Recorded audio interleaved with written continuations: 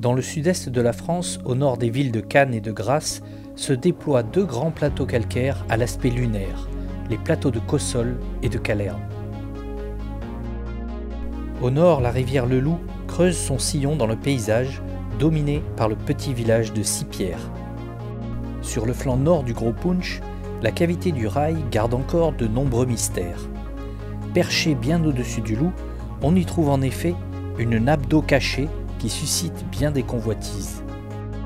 C'est précisément de cette cavité, après de longues et fortes pluies, que la montagne recrache des quantités d'eau impressionnantes, créant une cascade phénoménale visible à des kilomètres et qui disparaît aussi vite qu'elle est apparue.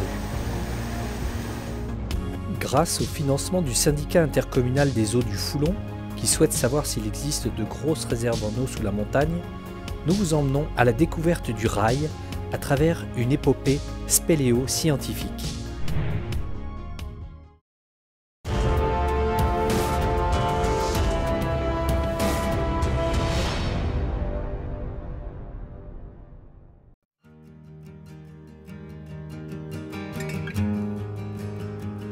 Donc là on descend l'un derrière l'autre de palier en palier. Et s'il y a un caillou qui tombe, il tombe de pas loin quoi.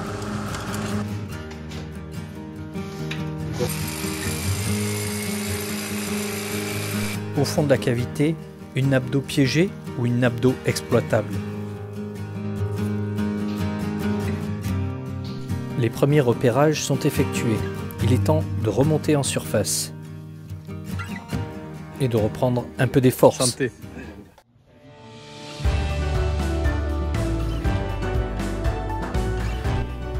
Transporter des tuyaux pour pomper et tirer une ligne électrique sur des centaines de mètres, cela nécessite un peu d'organisation.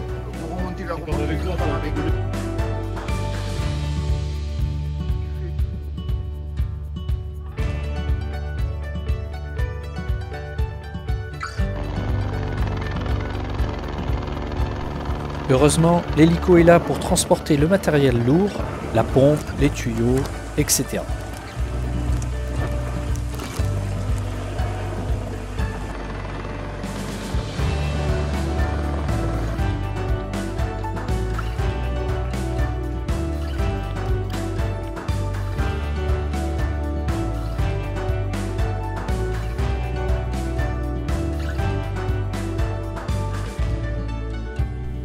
Quant à la ligne électrique, il faut bien la tirer à main d'homme le long du flanc du Gros Punch.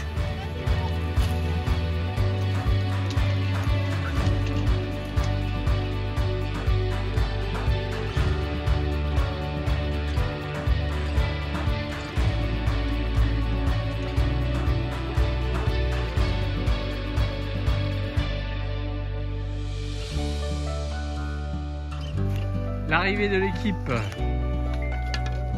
Alors l'hélico s'est bien passé en bas? Ouais, se mettre à tous et nickel, ouais.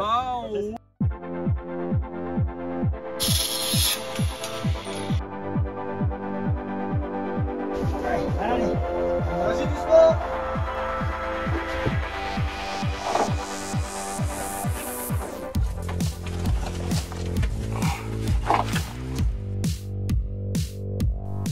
Après cela, c'est au plongeur spéléo de placer la pompe le plus profond possible sous la surface de l'eau.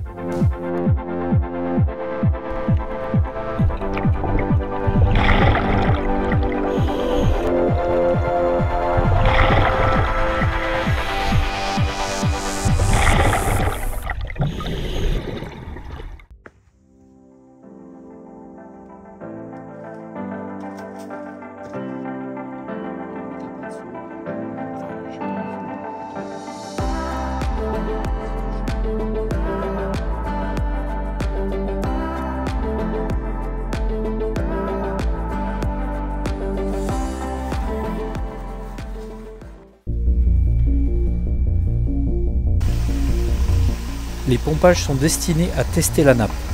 S'il y a de la réserve, le niveau va baisser lentement. S'il y a peu de réserve, le niveau baissera rapidement.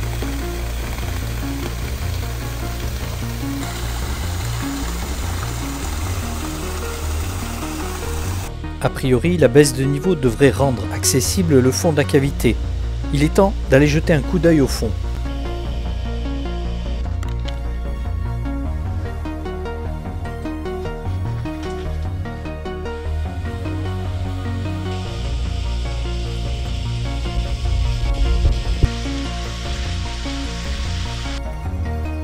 A priori, ça s'est pas mal vidé.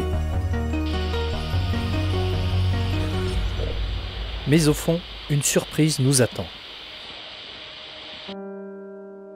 Un petit siphon intermédiaire empêche d'aller plus loin, c'est la déception. On en profite pour récupérer une sonde restée là pendant plus d'une année.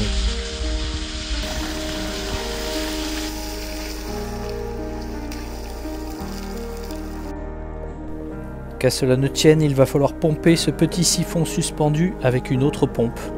Profitons-en pour admirer quelques concrétions en remontant.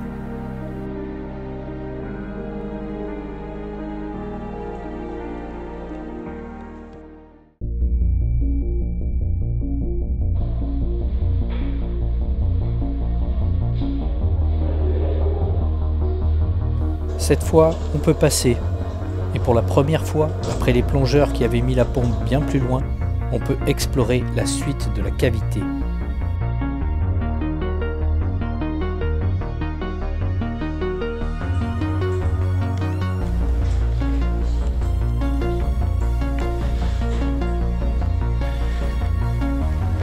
La progression est un peu difficile, c'est assez étroit.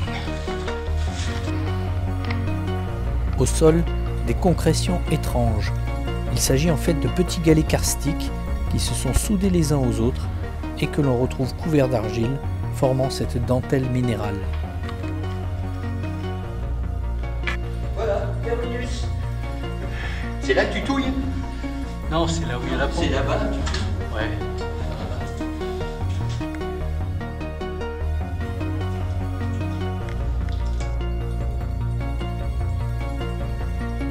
C'est tout rouge.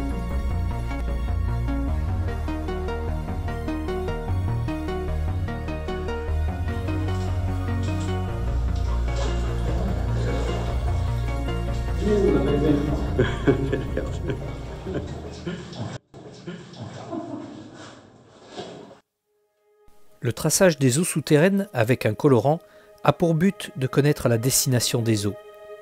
L'injection du colorant n'a pas été faite par hasard, elle prend place juste avant un épisode pluvieux important auquel on donnera le nom de tempête Aline le lendemain.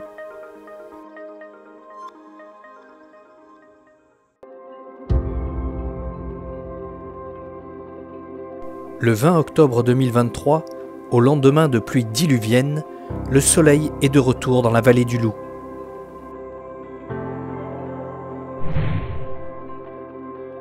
Spectacle inhabituel, de l'eau s'échappe à mi-versant de la montagne et dévale ses flancs en direction du Loup.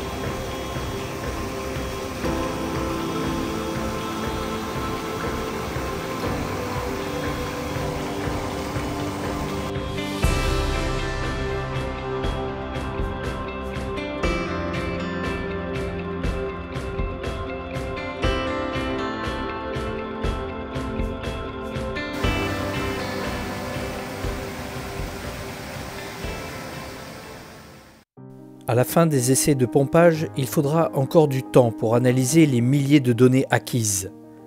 La baisse rapide du niveau d'eau en cours de pompage dans le réseau karstique et une remontée assez lente sur plusieurs jours laissent plutôt envisager une réserve souterraine limitée, néanmoins suffisante pour un village de 400 habitants comme Sipierre. Les réserves importantes sont visiblement plus profondes. Cependant, la science a progressé et il faut toujours expérimenter pour trouver des solutions durables et soutenables pour l'alimentation en eau potable des populations.